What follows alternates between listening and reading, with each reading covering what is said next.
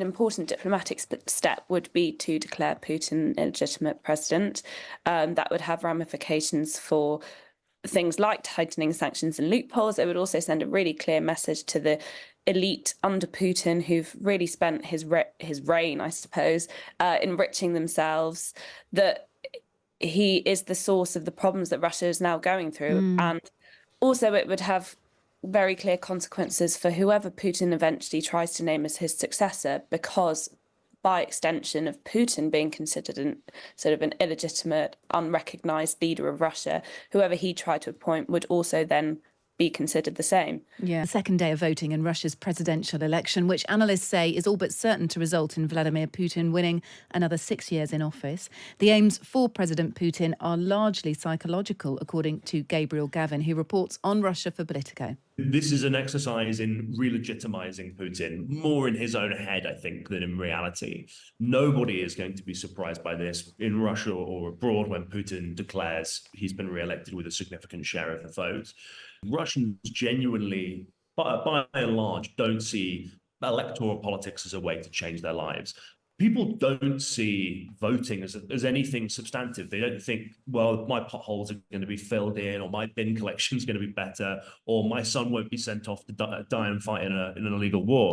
Let's get some thoughts from Lisa Haseldine, assistant online editor at The Spectator, where she covers Russian affairs. Good morning, Lisa. Morning. Thank you for having me. Absolute pleasure. Look, in your view, Putin might win another presidential term, but will he legitimately hold power? Yeah, I think that's a really important point. And no, I don't think he will, because basically the only reason that he was able to get onto the ballot in the first place this time around was because of constitutional changes that he essentially rammed through illegally in 2020. He created them as part of this package of referendum sort of changes. Sorry, he created them as part of this package of changes to the referendum. There were 206 of them, and they were basically put to the Russian people on a simple yes and no. And there were things about changes to the minimum wage and pensions. So really, there was a lot of sweeteners in there to try and, convince people to vote yes. But sneakily within that as well, with these changes that essentially wound back the clock on how many terms Putin could serve. It was a very personal amendment. And so on that basis, really, that was an illegal change. And no, so he won't be holding power legally after May the 7th, when his current term runs out. I guess it sort of depends how you interpret it. And many Russians will maybe not even know that was the case in 2020, that he, as you put it, illegally engineered a large vote to his favour to kind of push through those under-the-radar changes so that he could serve several terms. Would he have to do that again, Lisa, if he wanted to serve another term after this one? Or is the Constitution set that he can now essentially continue to be Russian president as long as he's, voted that way for years and years and years to come?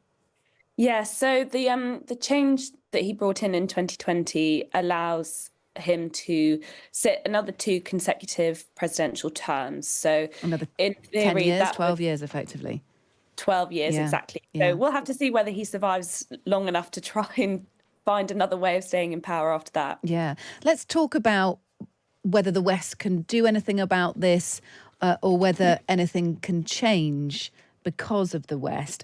Is the West complicit by continuing to recognise Putin as Russian president?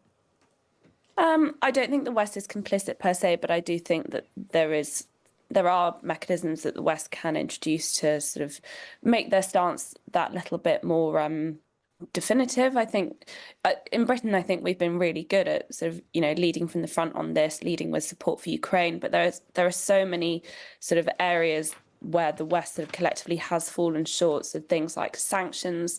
The sanctions are riddled with loopholes, but also I think quite an important diplomatic step would be to declare Putin illegitimate president.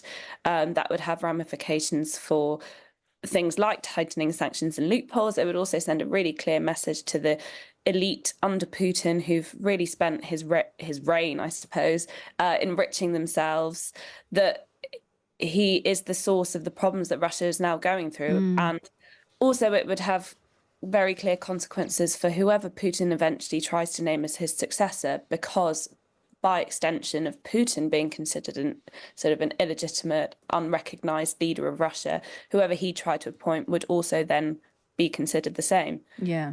So just outright declaring Putin as illegitimate, you think would send a clear message to Russian voters? Yes, I think so. And it would also send a message to those inside Russia who do oppose the regime. I think, ultimately change will have to come from within Russia when it comes. So it would also be a clear signal that the West, sort of hears those people and also supports them. Yeah, and then to that point, of course, not recognising the outcome of the election. We've done that with other countries. Why aren't we considering doing that with Russia? Lisa, really good to speak to you. Thank you. Some interesting thoughts to think about there. Lisa Haseldine, assistant online editor at The Spectator, where she covers Russian affairs. Would you, Callum, when you were talking about Vladimir Putin in future after this election, would you be comfortable saying so-called Russian president or so self-declared Russian president?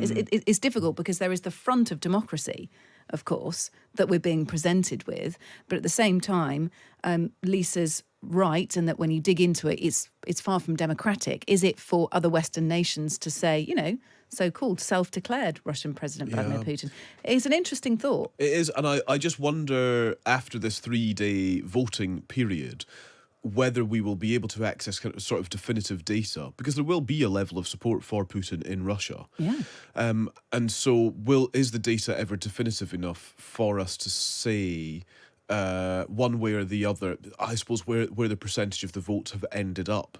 Because if, for example, he legitimately gets a reasonable percentage of the vote, would we actually just be undermining an election process by saying yes, that? but it depends. I don't know what percentage that would be. Depends Where's what the threshold? undercurrent, what the back end of that election process and there's no doubt is, right? that the process is a nightmare, and people, voting is well, it looks irregular. like a free and fair election, but is it? So these are the questions.